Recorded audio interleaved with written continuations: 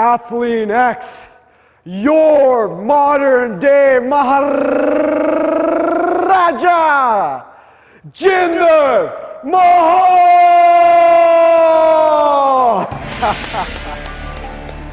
Maharaja!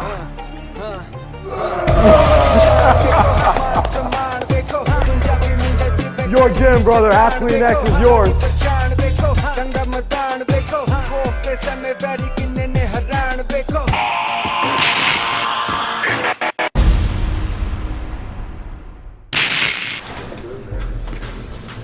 We're doing our 3 videos a week, right? Jesse's already got us. Yeah. You know Jesse, right? How you doing? How are you, bud? Good, how are you? Yeah, good, thank you. So this Oh, this is nice. is the deal. ATHLEAN-X headquarters. Headquarters.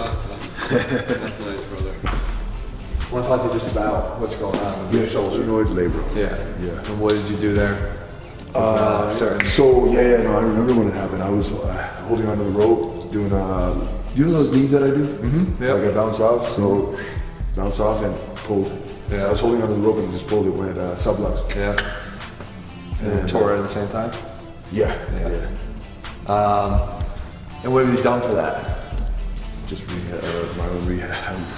Nothing. Which consists of? Wrestled the next night in Japan against Shinsuke in like a 25-minute match. Actually for like 2-3 months, like overhead press like 10-15 pounds. Yeah. Chest press like 25 pounds. And now it's back to normal, like same strength. Finally, like 3 months later. And no pain when you train? No, just a little bit. It fatigues a little easier, but no pain. Maybe you can see I'm trapped dominant. Totally, absolutely, yeah. You got some definitely a little bit of weakness back in here, you know? Yeah. Considering how bulked up you are. Yeah. Lower traps, no fire. Yeah. No pain now? Go out more. Not here, keep it there. And hold it. Okay. It's like there's an atrophy in here. Back on both sides actually. Yeah. And the wider you go, the more you're gonna activate that, but you gotta kind of know how to squeeze or initiate from there. So the thing is that I'm really big on that mind muscle connection. Yeah. It's just trying to literally initiate it from here, right? Yeah, exactly. See the difference? Yeah. So like now go back up to the top. Now you might have to lighten the well. Here's pretty light, but you wanna go right from here. That's right. So you kind of initiate from there and keep pushing to my fingers. See the difference? Yeah. So you pull from here wide, as opposed to letting all the bigger muscles dominate, which is what they're trying to do anyway. Yeah. Given any opportunity, they're going to dominate what you're trying to do. And then what we do is go up halfway, now come back down again. Initiate the contraction again, like that. All right, so doubling up on contractions to get more of the work done.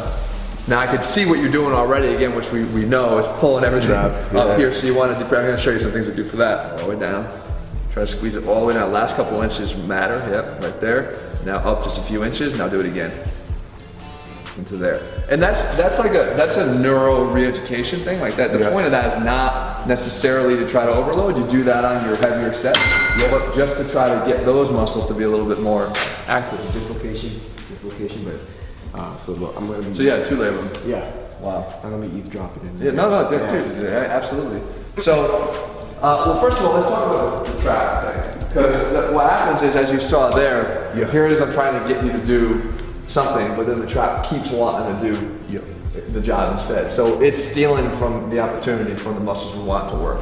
So the scap pull that you hang from, and what you do is you get up on the bar here, and again, the first thing that people do is they sink into here. And for a labrum tear, especially for a labrum tear, one of the worst things you could do is just hang, because it's that traction that wants to pull it out again. So you have to, at some point, if you talk about rehabbing, you have to get stabilization back in that joint. Instead you get up here, and then you scap pull down, okay? So then from there, even when you're gonna do your pull-ups, you scap pull first, and then when you're there, now I come up, I come down. If I think I've gotten rid of it, then I just have to stop, reset again, and come up. But if I can do it, I keep it there the whole time.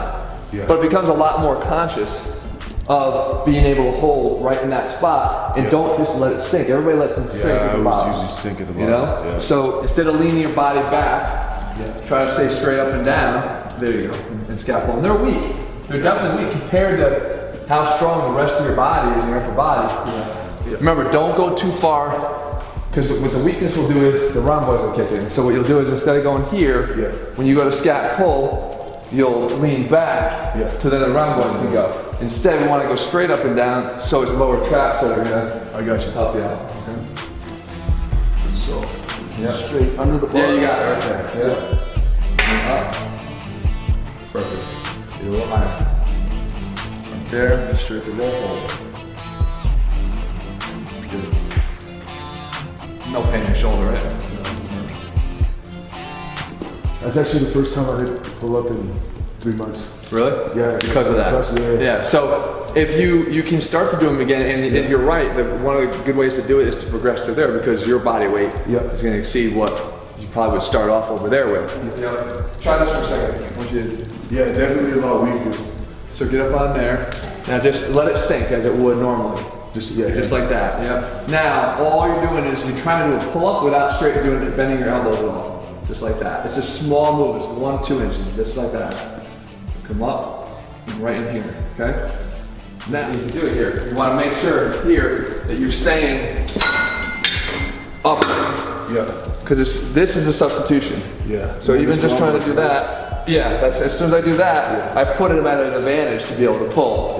But when I'm here, they can't pull. I need the vertical pullers here, up and down. Right? Instead of these kind of that horizontal.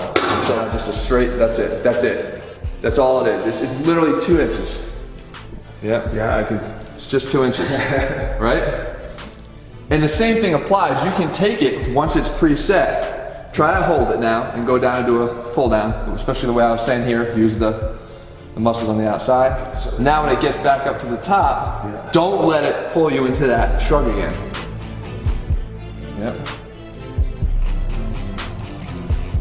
What you want to do is you want to get in here and be able to depress first. Okay, now that's it, exactly. Even, you see what happens even when you do it posturally?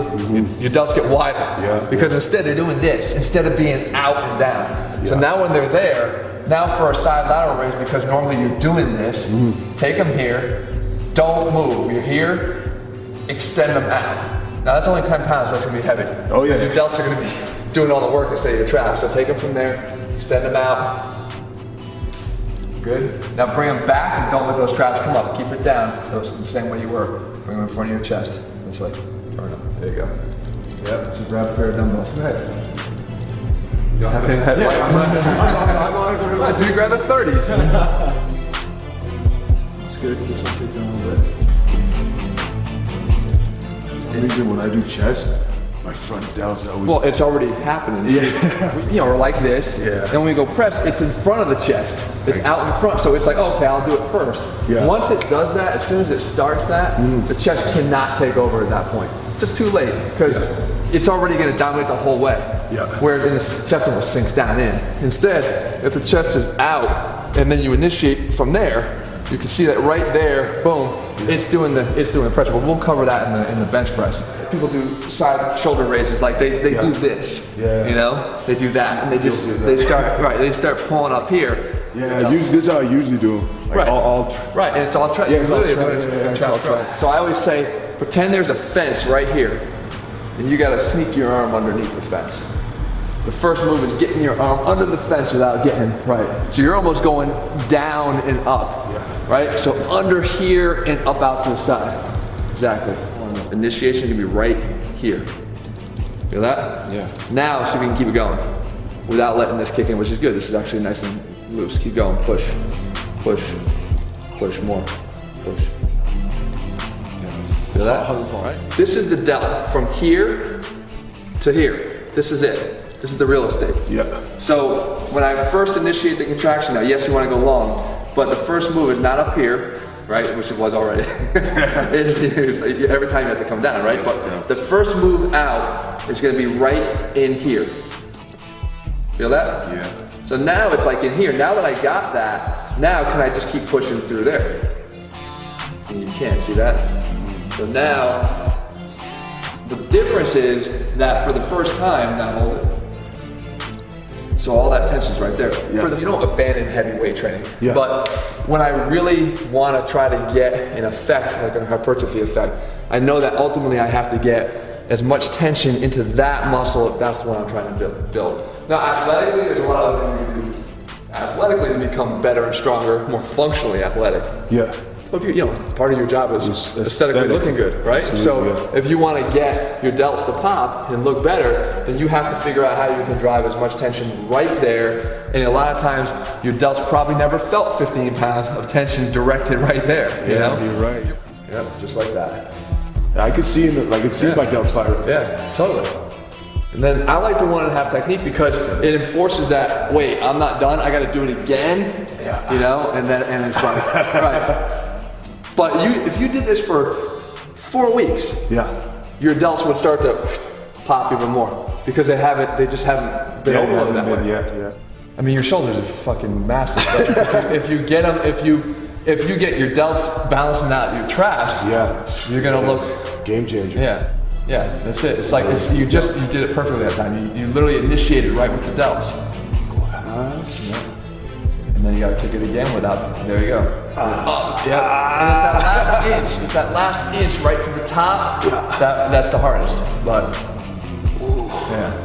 So if you know, start 10 kilograms, right? Yeah, we don't say, we turn the weights this way. You know, elevation with any of this internal rotation is going to, especially with someone with a problem with their shoulder, is going to become more of a problem. Just because anatomically, once you turn your arm in, this is all internal rotation. It doesn't have to be this that people think. That's just one way to do it. I could do it from here to here. That's still internal rotation up here in the shoulder. So I'm internally rotating. I internally rotate and I elevate. Not only that, you actually stop motion. So watch, go as high as you can.